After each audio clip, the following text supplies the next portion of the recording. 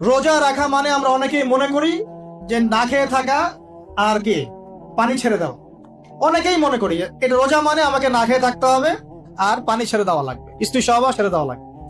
কিন্তু এর চেয়ে বেশি ইম্পর্টেন্ট একটা বিষয় আমরা ভুলে যাই, সেটা হলো রমজান মাসে রোজা রাখার অর্থ হচ্ছে আল্লাহ পাকের সমস্ত কবিরা সগীরা গুনাহ ছেড়ে দেওয়া।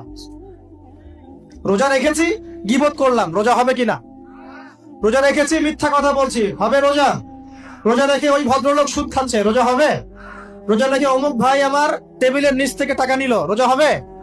অমুক ভাই মানুষের সম্পদ আত্মসাৎ করে ফেললো, হবে? অমুক বোন বেপরদায় বাইরে বের হয়ে গেল, রোজা হবে? অমুক ভাই মনে করেন ওই যে গার্লফ্রেন্ডের সাথে চলে গেল ডেট করতে, রোজা হবে কিনা? অনেকে পর্নোগ্রাফি দেখছে রোজা রেখে, রোজা হবে কিনা? এই যে কবিরা গুনাহ যেগুলো আছে, যত রকম কবিরা গুনাহ, এই গুনাহগুলোতে লিপ্ত থাকলে রোজা ভেঙে যায়। আল্লাহ পাক আমাদের সবাইকে কবিরা গুনাহ মুক্ত রোজা রাখার তৌফিক দান করুন।